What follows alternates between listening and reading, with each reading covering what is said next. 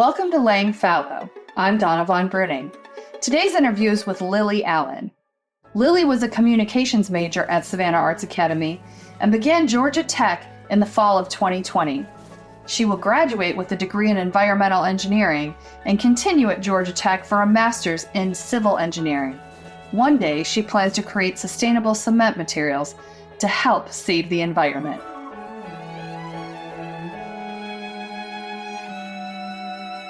I asked everyone for a quote last time, and this is what you said. I know everybody's like cringes, but yours is good. You're fine. You're fine. You said, when I was a sophomore at SAA, I decided to join the yearbook team. At that point, I was pretty shy and didn't speak up for myself much.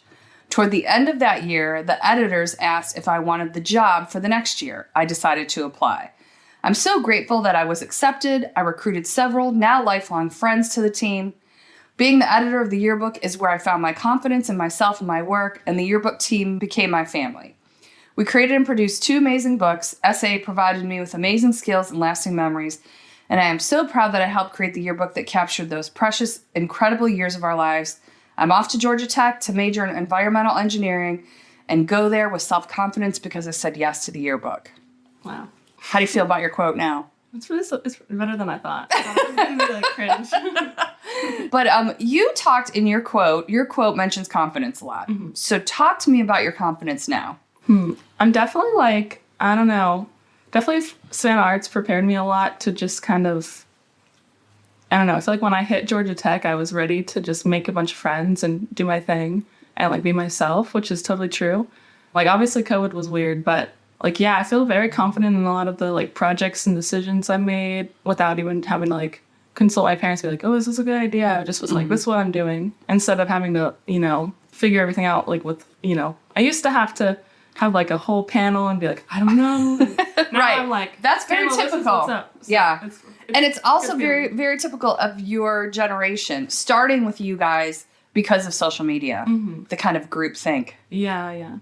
So you pulled away from that. I definitely rely on my friends a lot to guide me because I think there's also like, at least at Georgia Tech for sure, there's like kind of a, like now there's a difference between what my parents can really help me with and what I need to figure out on my own. Absolutely.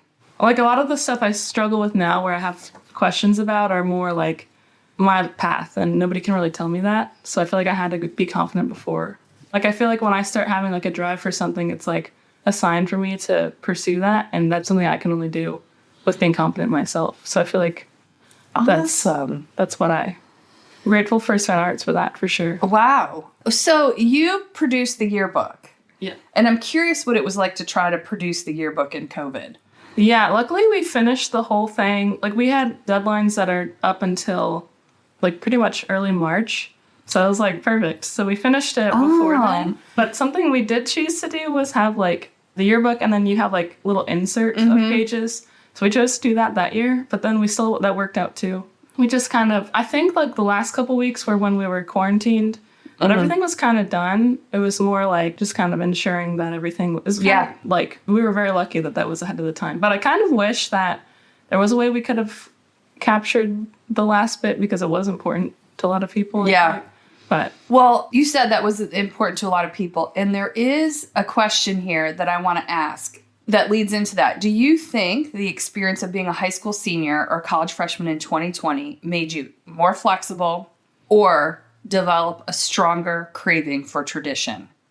Meaning because you miss those things.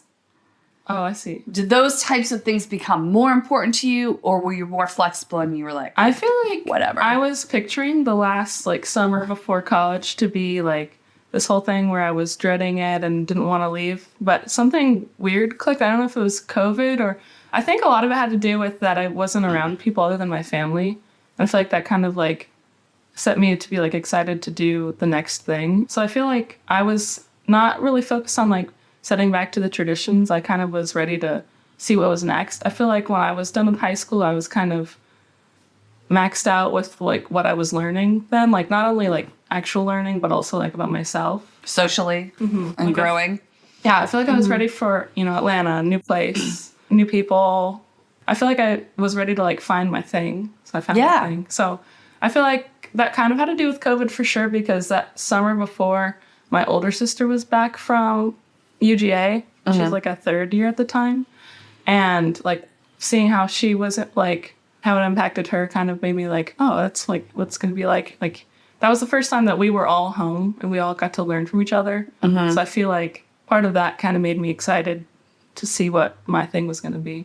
The fall, though, too, of freshman year of college was definitely, like, interesting. Like, I had a couple people I knew from Savannah Arts that were going. So, like, those were definitely the people I stuck to in the beginning.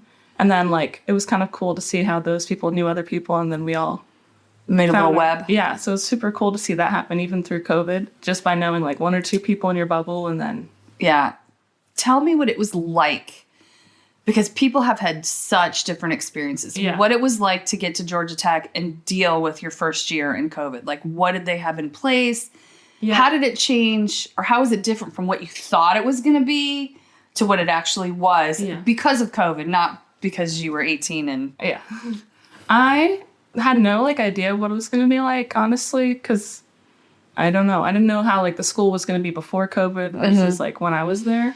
So for me, like, I kind of was just kind of excited that they said we could come to school. And I was like, okay, I'm going to do that. And then they did, like, before you go, you had to, like, take a COVID test and stuff. And then you had to do, like, a bi-weekly COVID test. And they gave you cookies for that. So it was nice. And then we had online classes the first full year, except for labs where, like, you would go, like, just you and the TA. But I didn't have labs. So it didn't really impact me. But yeah, everything was online. So it was kind of weird. Like, there's definitely this quote that, like, I don't know if this is at most colleges or just Georgia Tech, but, like, definitely that second year, everyone was like, oh, well, it was COVID, so it was kind of easy. And then we kind of flew by because it was online. Like, there was definitely a lot of leniency, I feel like. So it was kind of tough because I feel like there was some rigor at Savannah Arts where I was kind of like, okay, hard work. And then I came to Georgia Tech and I was like, well, this is like kind of chill. And then my second year definitely like hit me like a truck because I had that kind of first year to kind of take it easy with classes just because professors were, you know, they were at home and it was kind of weird. But I feel like grateful for that, honestly, because that's how I had time to make a lot of my friends, even through not having classes in person. There would be like group meets for all the classes. And then I rushed my fall freshman year, but that was like, we didn't have any events or anything. So it was like a virtual rush, which was weird, but so weird. But I'm kind of like glad for it after seeing how rush goes. Yeah. I just got to like sit in my sweatpants and like a nice shirt and be like, I was international president of my sorority. You don't have them at Georgia Tech. So seeing the difference in rush, wow. Yeah, it was weird. It was weird. And I have heard from a lot of people that they lost they did not have the same attrition because actual rush you're in the South. It's brutal down here. It's not the same up north, but they lost a lot of people because you didn't get to go meet people and you did you do it all online pretty much? On Zoom, and like, it was so bizarre. Like, there was definitely one, I can't remember, but like, it was like one sorority where I got bumped out of a conversation, like the room. Yeah. And then I was like sent back to the lobby and I was like, just me. I was like, okay. Technical difficulties, it's like weird stuff like that. And you don't really know. And yeah. I didn't know what I was getting into. When did you meet your pledge class, your sisters? I know you don't call it a pledge class anymore. All Zoom. And then I remember distinctly just like my fave little friendship memory. Yeah. Of like meeting someone who's like, so it was like September or so. And I kind of like the first month I just kind of stuck with my really good friend. Like Ian Catchmore? Oh, yeah. Okay, Lily Catchmore is one of my best friends. Oh, yeah. Okay, yeah. So me and her, it was just us. So that's all I really had. And we would do our classes online together, hang out, get meals. And then September, like mid-September or so, they had like meals at our house, but you would have to, like, it was basically takeout. So you would get your meal to go. We'd have online chapter on Wednesdays, like a Zoom. And some girls, like, there was definitely, like, a group of girls who, I don't know, like, there's definitely this, like, Atlanta high schoolers all know each other. So, like, I was, like, at a disadvantage a little bit. But, like, so there was, like, this huge group of girls that would, like, all watch chapter and get their dinner together. And I was like, ooh. But I was, like, kind of nervous. And then I had, like, Big Little, like, the week before. I got my big, but my big was, like, inactive because of COVID, so she wasn't there. And she texted me, she was like, okay, go to this girl's apartment. She'll take care of you. She's super nice. And I went to that girl's apartment. I finally met like all these people. And so I met. At what point was that when you met people? This was like September. Like, okay, so it wasn't too. Not too bad. It wasn't too far in. No. Gotcha. And then I met this one girl who, we're still friends now, but that's what the story's about. I met her, and then she was like, oh, I don't know anyone either. Like, it's so tough. Like, I'm from out of state, like, blah, blah. And then we ended up getting meals together. And then we sat together one day at dinner outside just eating. And then this random girl came up to me, and she was like, oh, I'm Sarah. Nice to meet you, blah, blah, blah. And I was like, oh, hi. Okay. But somebody's... Hi. Yeah. And then she's been my best friend for like 4 years. Oh, wow. And she's super not extroverted or goes up to people. So she was like, I think it was literally just the universe pushing me out to meet you. Like, it was crazy. And it's crazy to think that I was being all like, I don't know. Because like now I'm like, whatever. Running the show. Yeah. Like, definitely our friendship is like, thinking back to that day is so weird because we were in like reverse shoes. Like, I'm typically like, the one of us to like kind of put us out there. And she's more of the like, yeah. So it was kind of crazy that happened. And then we started watching Chapter together on Wednesdays. We found out we had 2 classes together. So that, like, super helped to have just, like, a person in my classes. And then that day we met, that dinner that we were sitting together, she was like, oh, let's do a Halloween costume. Let's do this and this and this. And, like, she was just, like, it was, like, I don't know. Something weird clicked where I was like, wow, okay. Kismet. Yeah. It was meant to be. Yeah, so it's super cool. So I got very lucky that I met her early on. Like, I honestly don't know how that happened because I wouldn't have known or anything like that. It just, like, worked out super. So very grateful for her for, like, randomly coming up to me. And then we've lived together all 4 years. Oh, wow. So super fun. Or all 3 years after that, yeah. So, and then me, her, Lily Ketchmar, and our other friend lived together. Super fun. So that's great. It was like, I think that altered my experience a lot because without knowing her, like, I wouldn't have had somebody in my classes. I wouldn't have had, like, she had, like, an in with the other Atlanta group. Right. So it was like, I don't know. I think that really helped my experience out because might have taken another month or 2 to find those people. Mm-hmm. Did your school, like, I know at, say, like, the University of Georgia or Georgia College, like, you couldn't leave your dorm room door open. You had to make appointments to go to the gym. You had to make appointments to go pick up your food. So ours was a little less crazy than that. It was more flexible because we're smaller, I think. Yeah, so a lot of people didn't have a great first year at all. Mm-hmm. And therefore just moved right into an apartment. Didn't meet anybody new. Mm-hmm. But it sounds like you really branched out. Yeah, I feel like I took it upon myself to, like, really put myself out there because I knew...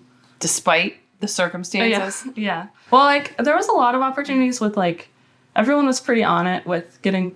Like, I think it's a little different at, like, other colleges. I feel like there was, like, this consensus that, like, everyone was going to get tested and everyone was going to wear masks. And, like, there was not as much stress about, like, people not taking precautions, I guess. Mm-hmm. So it was a little more flexible. Like, the school kind of was like, okay, everyone's, like, the testing numbers are good, so you guys... Like, if people weren't really... They were a little bit more relaxed about enforcing. Yeah, it's also... Because, like, I feel like since it was in, like, the middle of Atlanta, too, it's kind of like... You're in the middle of a big city, like, what are you going to do? Yeah. So, well, you kind of already started talking about this, but tell me how you think your personal relationships were affected by the pandemic. Mm-hmm. Meaning, did you hold on too long to people from high school, or did you let go quickly? And, well, you've kind of talked about this already. Who are your friends now, and what role did loneliness play in your relationships? So start with high school. Like, how did that... I feel like most of my close friends went to UGA. So that was kind of like ahead of time. I kind of knew that that was going to be like a thing where like they all kind of grew together. So I kind of had like a warning ahead of time. But during my first year, I definitely texted a bunch still. Probably the person I texted the most was Ellie down at Auburn. So we were super tight. But then definitely just kind of time goes on and everyone grows in their own way. So I don't really connect with them as much as like you'd hope. But like it's definitely like circumstantial, like it's definitely because everyone is at the same place. Doesn't need to like have a group chat where they like, yada yada. But I feel like I don't know. I feel like I kind of knew ahead of time that was going to be the case. So I was ready to meet people. But I definitely, like, the first year I kept in text contact. And, like, when I came home from winter break, we all hung out a bunch. And then I did have one close friend who went to Georgia Tech, so we stayed close a little bit. And it's actually her roommate. It was Peter Gardner. I don't know if you remember. Yeah, okay. yeah. Yeah, so Peter Gardner, her boyfriend was Peter Gardner. Mm-hmm. And so Peter Gardner's freshman roommate, I met him like, they call it Week of Welcome. It's like the week before classes start. And they had like these random things on the green of the campus where they had like food trucks and stuff where you could get food and stuff. And so I was walking with my friend, and then she was like, okay, let's pick up Peter. And then Peter's like, oh, my roommate's going to come. So I was like, okay. And then I met his roommate, and I've been dating his roommate for 4 years. Yeah. That's amazing. I met my boyfriend, like, week of welcome. It's like the whole joke. We're like, yeah. Oh, wow. Got going quick. So I met him, like, I was very lucky to meet him. And then he's, like, from Marietta, Georgia. So, like, it was kind of nice to know someone who knows the area and stuff. So it was cool. And so it was kind of cool to have my friend from high school's boyfriend and then my boyfriend. Right. So, like, it was very nice. And then he became friends with Lily Katchmar, and they're still super close today, too. So that worked out. One of the things people have said, and many academics, professors and people that deal with colleges and stuff, have labeled you and your classmates' experience in 2020 as a trauma. Oh. Would you agree with this? And if you do, what do you think that this trauma taught you as a person? Okay. There was one quote you told me, like, back when I remember being, like, we were, like, all here when COVID, like, happened. Yeah. Everything got canceled.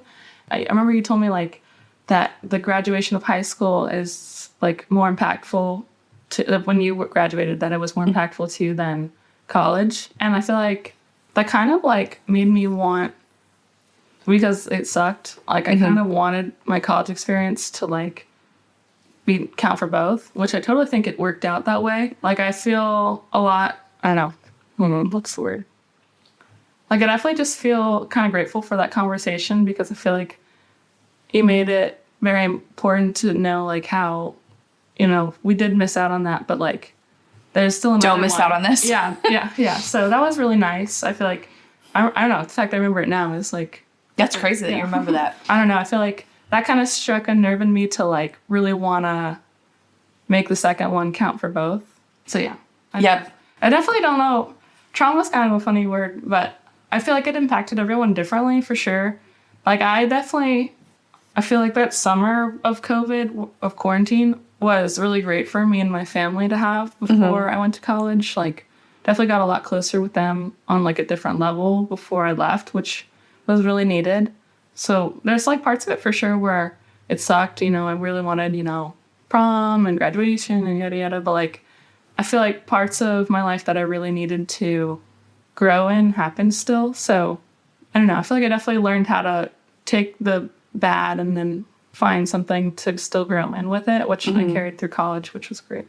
Do you find in your group of friends, or not, just because you've had such it sounds to me what you're saying, a very normal experience freshman year, despite or in spite of COVID, that people held on to relationships, especially romantic relationships, longer than they should have?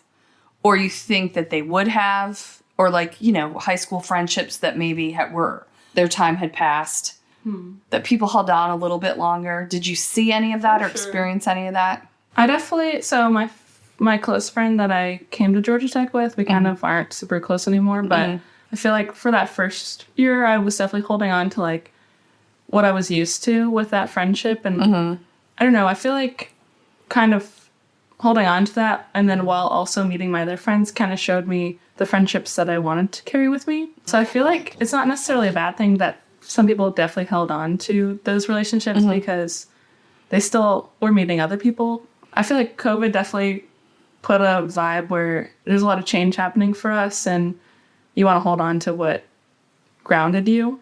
Familiar. Yeah. And I feel like some people had that with their family too, like other kinds of relationships. Like, I definitely had some friends who were having a lot of, like, issues with leaving their family for the first time and moving away. Oh, yeah, I bet. That was something that grounded people, that they had a harder time. Especially, for me, for COVID, I was closest with my family during quarantine, not necessarily my friends. So that was harder to separate from.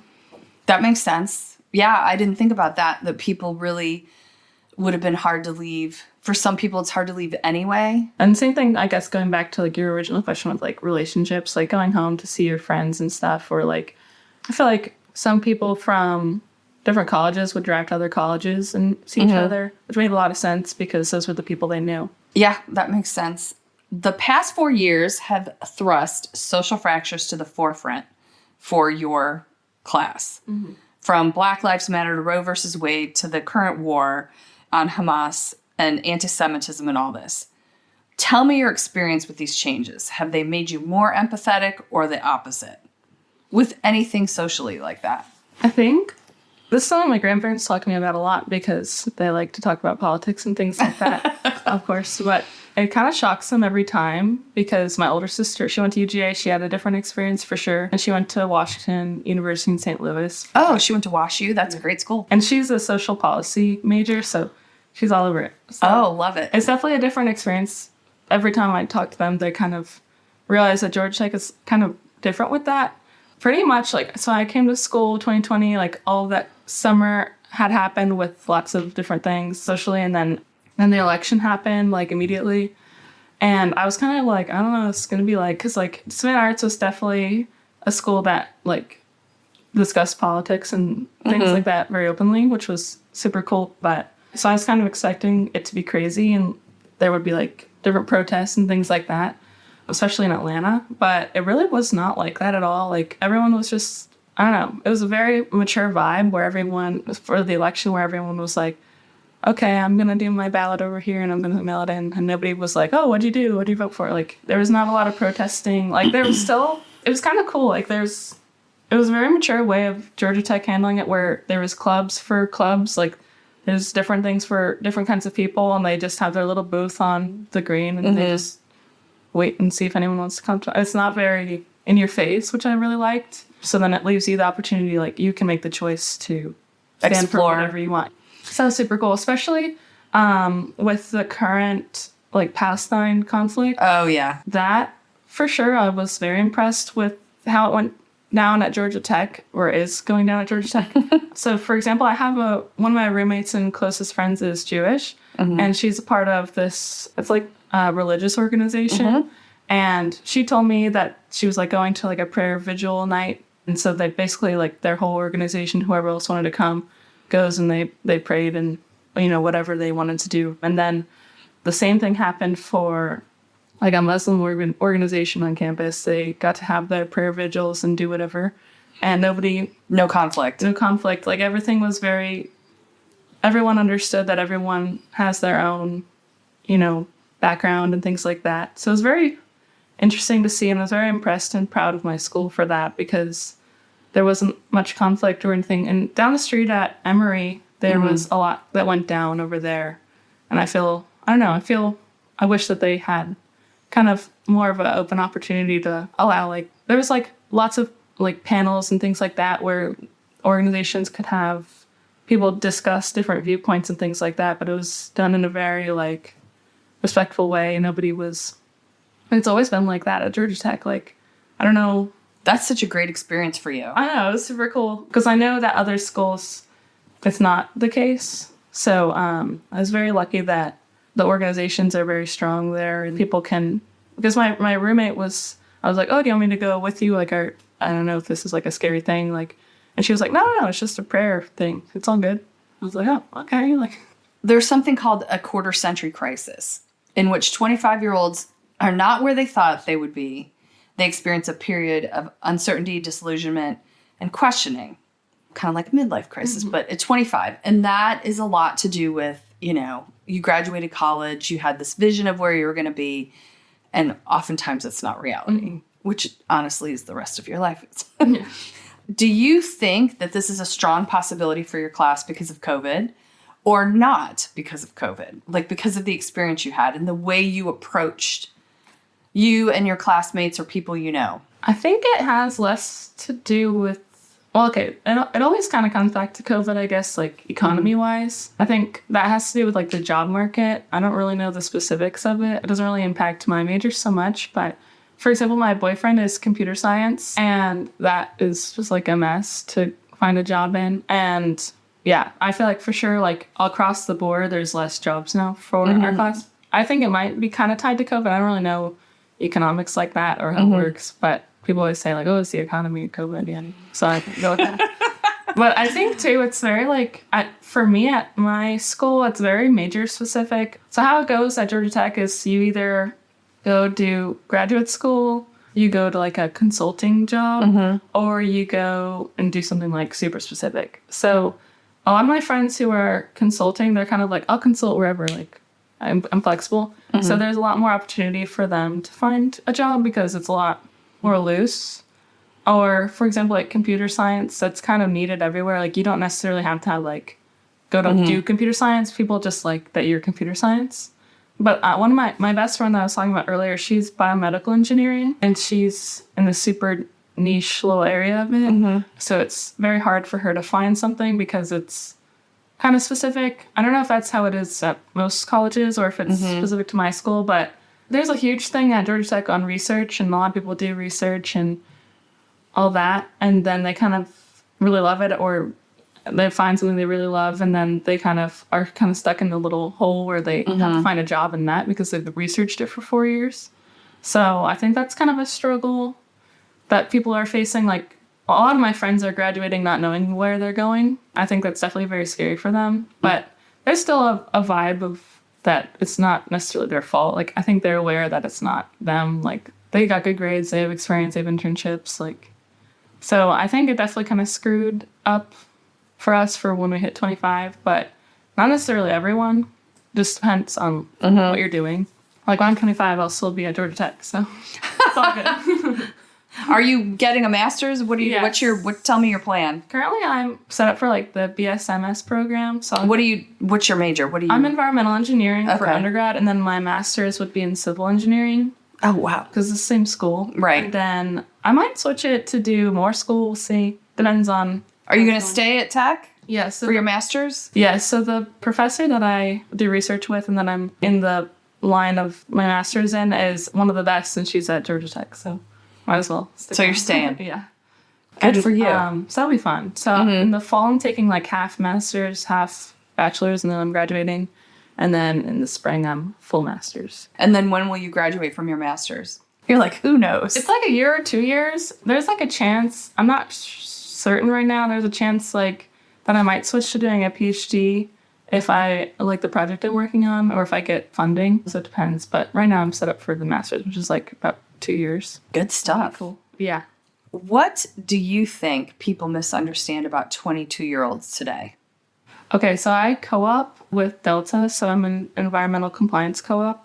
And it's kind of funny, like definitely the first 2 semesters or so, I was like, I'll do whatever I'm told, yada yada. And then like they would be like, we have this huge project for you, we need you to do this. And then I would just spend 5 minutes and then I'd be like, done. And they'd be like, what?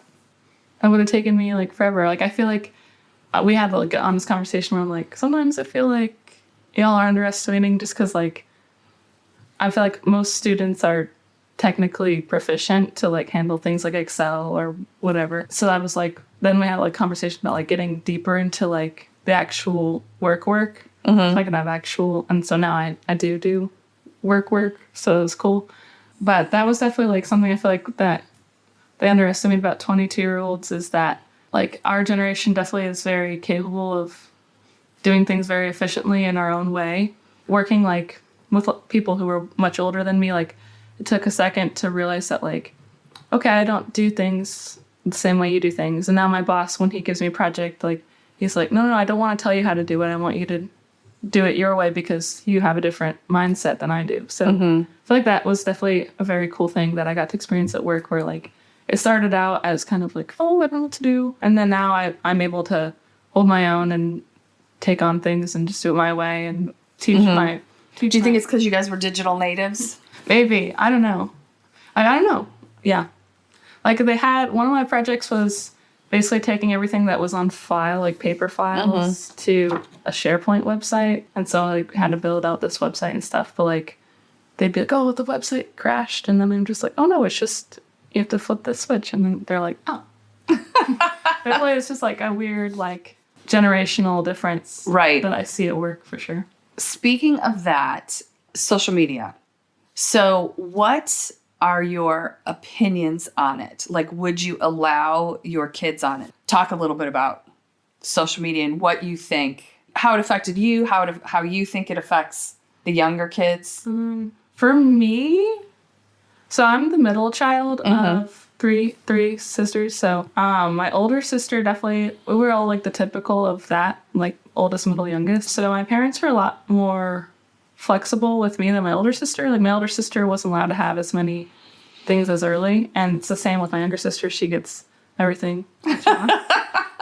So my parents were definitely like a bit like I couldn't have social media really until high school, which I'm glad about. I think I don't know. I've always kind of had a chill experience with it where I don't really feel like compelled to be not myself on social media as like a lot of people do.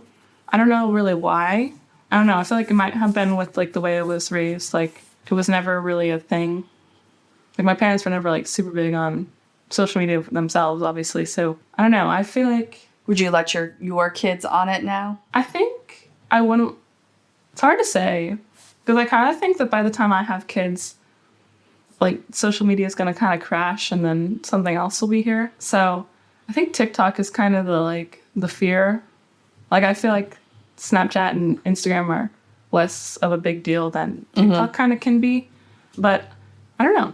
I feel like TikTok might like crash by then, so who knows? But I don't know. I think I kind of like the way that my parents did it, where like, you know, late middle school, high school, you can start getting stuff. But yeah, I don't know. I'm scared to have an iPad kid. I don't really want that. It's amazing to watch it. Yeah. Out in the world, it's kind of crazy to just, these people just put their kids and I get it. Yeah. I mean. Well, my little sister, she's a sophomore in high school right now. She doesn't have TikTok or Snapchat, and she seems... Is that by her choice? Yeah, she doesn't mind. So I don't really know what the vibe is. She seems like an anomaly then. Yeah, for sure. She doesn't even post on Instagram or anything. So I'm like, I don't know. She's just hanging. She's just hanging out. But for sure, there's been like, in the past years, Snapchat for at least like me and my friends has died. Do you feel like your generation or 22-year-olds in general have lost interest in social media? I feel like a bit. Like I only really post on social media when I want to like put photos I like and then want to update people or whatever. Like when I studied abroad, I was like, oh, here's the pictures. You know, there's not really this. Like I feel like in high school, people would post to like show their personality or who they are. I feel like that kind of comes out regardless. So just post whatever you want. I don't know if that's like how everyone feels or not. There's definitely like a vibe, but like with my friends and stuff, where like we don't really need it as much. Like, but you guys don't doom scroll. I definitely use TikTok too much for sure. Yeah, but I actually like love TikTok because I feel like I use it. Like I like doing arts and crafts, so like look up like, you know, tutorial for this. Like it's like the new YouTube in my opinion, but it's like smarter. Like for example, next week I'm gonna go on a trip, and then I'm like, oh, let me look, like give me an agenda or whatever, and then I can see what other people have done. And then make your own agenda from that. Yeah. I feel like it's very helpful in that way. But it can be, if you're looking at the wrong things, I'm like, it can be harmful. For sure. But I definitely use TikTok all the time. Like me and my roommates do like last year we would do like roomie dinner, and then each of us would make like a course, like we'd have entree, dessert, appetizer, and drink. And whenever it'd be my turn, I'd be like, okay, I need to like look on TikTok for a recipe. It's my turn to make the appetizer. What am I gonna make? Yeah, so I think it was definitely helpful for like stuff like that, which makes me feel like. To your group of friends, it doesn't sound like uses it for anything other than like a Google. Yeah, it's like a new Google. Same as like ChatGPT. It's like that. That's amazing. It's so amazing to me. Like it's right a couple years younger than you, that those kids were immersed in social media at a younger age where you guys didn't have it. You didn't have the opportunity to be on Snapchat or I don't know what else they used. TikTok wasn't a thing when you were 11. Yeah. And so you weren't exposed to it. Even if your parents would have let you or not let you, it just wasn't an option. Yeah. It seems to me, and you can talk about this a little bit, that your age group has the ability to talk to people, hold conversations, manage conflict. And I'm seeing a lot in the younger generation. They don't know how to make friends. They don't know how to manage conflict. Mm-hmm. It's very uncomfortable to leave their house. Mm-hmm. I know you've been dating the same person for a long time, but talk to me a little bit about your peers or your friends or whatever about dating and sex. So what I hear time and time again is that you guys just aren't having sex. Like, not like the generations before. Meaning, you know, we went to parties and there was a hookup culture, and that doesn't seem to exist from everyone I've talked to. Like, especially the boys I talk to. Yeah, I feel like it's different. I don't know. So your experience obviously is different because you're in a committed relationship. But like your friends. Yeah, for sure. How it usually goes is like me and my friends on like a Friday or whatever, we'll go to my apartment and then we'll like make drinks, whatever, hang out, get ready, and then we'll go out. And then it's like going out as like a girl group. And then everyone kind of has their own mission, I guess. So like, right. My mission is always just to hang out or whatever. Have fun. Fun. And I definitely have like a bunch of friends like that are with us. And then there's definitely like, it's like probably half and half. Like the other half is like their mission is like, you know, I'm interested in that guy over there, like blah, blah, blah. And then we'll be wing woman. So it's not necessarily like, I don't know. It seems pretty normal to me. I don't know. It's kind of like whatever people want. For sure. Most of my friends are kind of in like a datey vibe where like they don't just like hook up to hook up. They usually like we're looking for a relationship. I don't know if that's just my friends or what. Right. But, I mean, everyone's got a different experience. Yeah. But yeah, definitely like I have a few friends for sure in my close friend group who use like dating apps, which I've never used or anything. But the dating apps definitely is like a hookup-y culture. Like one of my roommates has like definitely had like people over and stuff using dating apps. But it's kind of weird in Atlanta because you got to be like a little careful with like, are they from Georgia Tech or are they from like Atlanta? Like, you know. Right. Yeah. So what's their background? Yeah. So there's definitely like, it's not like dating apps go crazy, but like people definitely used, I think definitely during COVID, people used them to like find people. Yeah. But yeah, I feel like it's pretty normal. It's definitely like a difference between girls and guys because like girls will go in their friend group and then like, you know, protect and like wing woman and everyone knows each other's mission or whatever. But guys going out, I don't really know what the vibe is. I don't. They're a little more like different. Yeah. Because I feel like it's more normal for like girls to know what's going on in a girl's lives, like your girlfriend's lives. Like I definitely know which of my friends are on what level of like, you know, are they interested in a person? Are they like trying to get over a person? Are they just trying to hang out? Yada yada. Like my friends are super open. Like, we have a group chat and everyone's like, oh my gosh, I saw yada yada down the street. Like, should I go talk to them? And we're like, yada yada. We'll be like trying to leave a place if we're like going out together. And then we'll be like, okay, like we have to take her out of this conversation with this guy. To save her. Yeah. So it's definitely very like open. Like everyone knows everything. We're like, me and my friend group, we always go and have like a debrief the next day. I love it. We'll go get coffee and then like debrief. Because usually my debrief is, like, joking around or whatever. Like, I usually have, like, all the, like... I'm, like, the observer. Like, oh, I saw you do that. And she's like, well... I feel like that's the big difference is, like... I don't know if... Like, people definitely probably have different hookup, dating, relationship cultures in their friend groups or at their schools. But the big difference, I feel like, is how open people are. Because, like, obviously you know you, but then, like, how well do you know the people you're out with? Because I don't know if most guys would ever do a debrief, whatever. Like, even my boyfriend, I'll be like, oh, whatever happened with him and your friend and that girl? And then he'll be like, I don't know. I didn't ask. I'm like, you didn't ask. Like me and my girlfriends know every little detail, so. I think that's pretty typical. And he's like, well, I don't even ask. Yeah.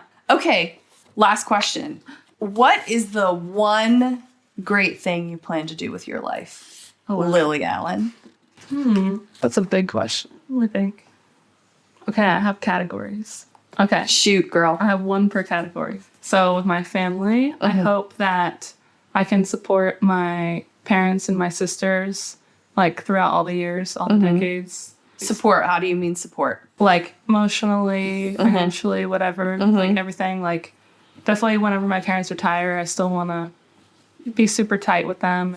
Same with my sisters. Like, my older sister has her big girl job now, and she's in DC, and I want my kids to, like, be super tight with their aunt. Same with my little sister. Like, who knows where she's going to go, but I want to be there, I guess. So that's my family goal is to be very supportive in my role in my family. With my friends, something I really want to work on is that I'm pretty bad when I'm not face to face with people to like remember like every single person, remember everything. Like again, in person, I'm like, oh yeah, I love these people. But then like as soon as everyone's not there, I'm kind of out of sight, out of mind. Yeah, I get kind of focused on the people I'm with immediately. So I want to be better about that for sure, because everyone's moving farther and farther, so gotta be better at that. And then, me and my friends want to have like girls trips still and like catch up and all that for sure. So with my career, I want to. So I'm like environmental now, and I'm doing civil masters. And the lab I'm in is for sustainable cement materials. So it's like the chemistry and mixed design of cement. Cement is like pretty terrible for the environment, so I got into it. It's the most used material in the world other than water. Concrete goes crazy. So concrete is just pretty bad. So the cement that they use in concrete is like pretty carbon heavy. So that's what the research I'm in with is looking into all that. So that's fascinating. I want to do some good work there. Hopefully make some cool concrete mixes that are good for us. So that'd be fun. So that's my career. And then I think... I want to have a really cool house. I want to be the host house for my friends' kids. And yeah. Get married? Yeah, get married, have kiddos, have a cool house, stay tight with my friends' family, all while having a good career. Thanks for listening to Laying Fallow. Be sure to listen to the rest of the episodes, and to learn more and see the portraits from both 2020 and 2024, head over to my website, www.donnavonbruning.com, or to my Instagram, @DonnaVonBruning.